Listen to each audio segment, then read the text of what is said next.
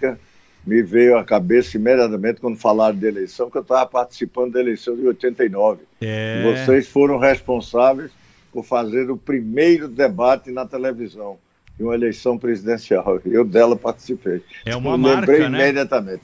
É Prazer, uma marca hein? aqui do Grupo Bandeirantes de Comunicação que segue até hoje e não vai ser diferente na eleição de 2022, já não está sendo diferente. Primeira pergunta para o senhor é a mais fácil. O João Dória vai ser o candidato à presidência da República da Federação Cidadania PSDB? Olha, é difícil dizer agora, até porque na federação também o Cidadania tem um candidato. Podemos chamar de pré-candidato. No caso do Dória, algo mais, porque foi vitorioso numa prévia, algo bem mais democrático, mas de qualquer forma nós vamos ter que discutir na federação e mais, algo que é muito positivo, é que nós estamos também discutindo uma unidade mais ampla e maior, exatamente com outros partidos que fazem parte do que chamamos centro democrático ou campo democrático, que busca uma alternativa única para ver e com capacidade de derrotar tanto Bolsonaro quanto Lula, porque esse é um dos objetivos que o Cidadania vem perseguindo há muito tempo. E tudo indica que está tendo um bom encaminhamento, boas discussões, os candidatos com muita disposição de que desse debate possa surgir uma candidatura única. Eu diria até que é um fato meio inédito nas campanhas presidenciais brasileiras, de você ter, a essa altura, não buscando coligações, mas tentando, inclusive, construir pacto de unidade. Nós estamos vendo aí União Brasil, o MDB, PSDB, nós estamos nos integrando agora, e nada fechado para que outros partidos, outras federações, se porventura ocorrerem, participem desse debate na busca dessa unidade. Deputado, muito prazer mesmo tê-lo aqui conosco. O deputado Roberto Freire é um das mais importantes, dos melhores quadros da política brasileira, da esquerda brasileira. Eu queria convidar o senhor, deputado, antes de entrar nesse assunto da eleição deste ano, convidar, assim, além da vinheta que lembra, né, todo o processo eleitoral, a retomada das eleições no Brasil e tal, a gente vê que essa confusão na Ucrânia lembra muito, em alguns aspectos, a Guerra Fria, exceto pelo fato de que a esquerda agora parece apoiar os Estados Unidos, o que é muito curioso, né, em toda aquela confusão, assim como a Rússia hoje é comandada por um político conservador, de direita, não tem nada a ver com aquela situação que o senhor viveu tão intensamente quando dirigiu o Partido Comunista Brasileiro.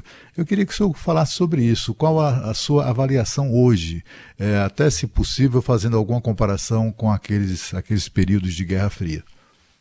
Olha, uma primeira diferença era que no período da Guerra Fria você tinha efetivamente duas organizações sociais com estruturas bem distintas e que uma tentava superar a outra e tentar buscar a hegemonia política mundial. Você tinha realmente um confronto não apenas de ideias, mas confronto efetivo de sistemas econômicos e políticos diversos e que viviam numa Guerra Fria e, de vez em quando, em algumas regiões do mundo, se tornava quente, e muito quente. Né? Então, não é o caso de hoje. Hoje, inclusive, essa disputa que nós estamos vendo, esse risco, inclusive, de um conflito bem maior e perigoso, claro, é de algo que é um rescaldo da Guerra Fria e que deveria, inclusive, ser discutido, e isso valeria uma grande conferência de paz, que é a existência da OTAN. Tinha justificativa quando tinha o Pacto de Varsóvia.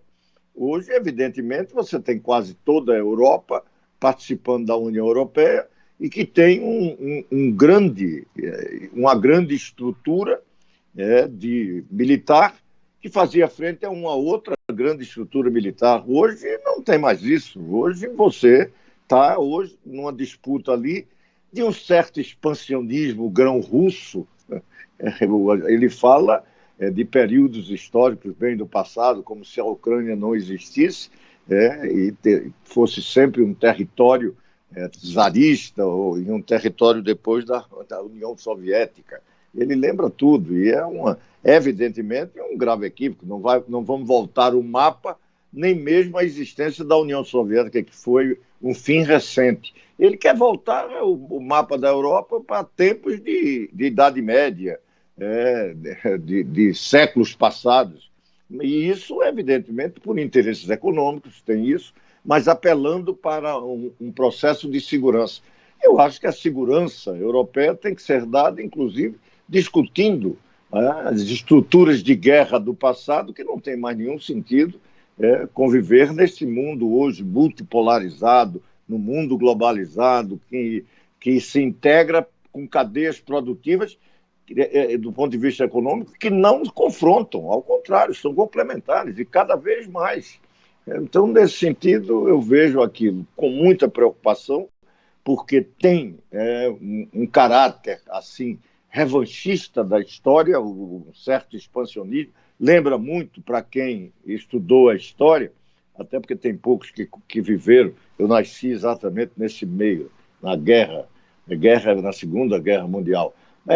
Lembra Hitler querendo Sudetos, porque falava alemão, querendo Gdansk, porque durante um tempo foi Danzig, que era território alemão e tinham os alemães, e provocando fatos que são desmentidos, são confirmados, tudo para quê? Para, num determinado momento, invadir como invadiu a Polônia. Então, tudo isso é algo preocupante. Nós estamos vendo o mundo faltando a sensatez de que a guerra hoje não é mais o que era a guerra do passado. Hoje a tecnologia aí está colocando em risco, efetivamente, a própria humanidade. Se falávamos isso no período da Guerra Fria, do terror mundial, da guerra nuclear, aí esse eu vivi, e você também, Cláudio Humberto, a crise dos mísseis de 62, nós não podemos, nesse momento, ficar discutindo uma crise dos mísseis em fronteiras, no mundo que cada vez mais se integra. Então, é necessário sentar a ONU efetivamente exercer um papel diplomático, de tentar superar através do diálogo. Afinal, somos seres humanos e temos razão. Não podemos perdê-la para a barbárie. Roberto Freire, deputado, presidente do Cidadania, ao vivo conosco aqui no Jornal Gente da Rádio Bandeirantes. Deputado, queria falar agora, voltar à política com o senhor e perguntar qual é a sua análise para o quadro atual hoje, indicado pelas pesquisas eleitorais, especialmente em relação às candidaturas de centro, já que o Cidadania acabou de fechar esse acordo de federação com o PSDB. Porque a chamada terceira via tem tido muita discussão, muito espaço na imprensa, consumido muita energia de todo mundo político, mas até agora, nas pesquisas, ela parece ali muito pequenininha, não é? Os candidatos que podem ser considerados terceira via, às vezes têm 2, 3, 4, 5% dos votos, muito pouco, perto dos que lideram hoje a corrida eleitoral, Lula e Bolsonaro. Qual é a avaliação do senhor? O que é que está acontecendo? É a proposta que não empolga? Falta um nome? É um momento ainda muito cedo? Qual é a visão do quadro do senhor, desse quadro do senhor, uma pessoa que está na nossa política há tanto tempo? Olha, você definiu. Quando você falou que era ainda muito cedo, pronto, está dada a resposta. Por quê? Olha, a sociedade brasileira está vivendo uma crise, nós não saímos ainda da pandemia, famílias, hoje estamos aí perto de 1.000 mortos, e isso parece que entrou na normalidade, né? Mas não entrou, porque a sociedade continua. Alguns dias atrás, eu passei na família com meus filhos, quase todos eles, e alguns netos, tudo infectado por essa nova cepa. Não teve maior problema, alguns tiveram alguns sintomas que incomodavam, eram preocupantes em parte, mas todos vacinados. Então, por conta disso, ninguém foi internado e não houve óbito, felizmente. Mas o fato concreto é que ainda estamos nisso e, ao mesmo tempo, numa crise. A inflação provoca crise, porque provoca carestia, inclusive para os mais necessitados, os mais vulneráveis, os mais pobres, chamando assim, e, infelizmente, no Brasil, os miseráveis que ainda existem. Essa é a grande mancha que o Brasil tem em pleno século XXI, um país que tem uma economia como a nossa, ter uma grande população brasileira vivendo ainda na miséria, na pobreza, numa sociedade profunda e perversamente desigual. Pois bem, estamos preocupados pela sobrevivência, uma sociedade que quer saber se vamos ter alguma diretriz econômica que aponte para a superação da crise, do desemprego, a renda que caiu. O Brasil está cheio de mazelas, mas muitas, não são poucas. Não é tudo responsabilidade desse governo, mas esse governo aprofundou todas as nossas dificuldades. Esse é um dado, é um governo completamente inepto. O ministro da Fazenda é um fanfarrão. Todo dia diz que vai ter solução, que privatizava, não privatizaram nada, que vai fazer reforma, e a reforma que fez foi a que veio do governo Temer, e foi a única que foi aprovada, porque, sim, teve algumas outras, mas todas vieram até foram aprovadas sem participação muito efetiva do líder maior, que seria o presidente da República. Algumas foram até a contragosto dele. Mas dizendo isso para dizer que pesquisa agora é um exercício para a política. É saber quem está melhor, e isso serve, inclusive, como, desculpe essa expressão, como moeda de troca para saber esse está bom, esse é melhor, vamos fazer isso. É todo um jogo que é da política, claro, não estou aqui querendo diminuir, desmerecer, mas é mero jogo da política. Lula caminha para o centro, não caminha nada, porque as propostas que ele coloca são propostas ultrapassadas, regressivas. Um candidato que tem um país como esse, como o nosso, e diz que não precisa reformar nada. Parece alguém que vive no mundo da lua, numa realidade paralela, como se estivéssemos num nirvana. Não precisa mudar nada, não tem que ter reforma. Que bobagem é essa? Mas ele fala. Então, esse processo, o outro nem se fala, isso é o negacionismo e o obscurantismo, e, infelizmente, o Brasil teve muito azar numa pandemia com esse presidente. Mas eu só quero, falei demais, mas dizer a você que essas pesquisas não indicam nada, nem mesmo o cenário que nós vamos ter em outubro. Por isso eu pergunto para o senhor, deputado, Sônia Blota, o senhor já declarou que a eleição do ex-presidente Lula significa um atraso para o Brasil. Por outro lado, também, e acabou de afirmar que o presidente Jair Bolsonaro, uma reeleição seria inaceitável. Em eventual segundo turno entre ambos, o senhor poderia apoiar explicitamente o ex-presidente Lula? Não, sabe por quê? Porque isso é um jogo político nessa oportunidade que só ajuda a construir ainda mais a ideia de que a eleição está decidida. Isso é evidentemente, com todo respeito à pergunta, mas ela tem um caráter indutivo. Parece que qualquer resposta que se der para a sociedade, parece que esse é o caminho, esse será inelutavelmente a nossa definição ou opção. Eu me nego a dizer isso. Eu quero discutir o primeiro turno. E nós estamos aproveitando e ligando com várias perguntas anteriores também. Olha, o centro democrático, a alternativa democrática, ou a terceira via, como a imprensa melhor define para si essa realidade, ela está compactando, como de forma inédita, não vimos em campanha eleitoral presidencial no Brasil, um conjunto de forças que não buscam coligação.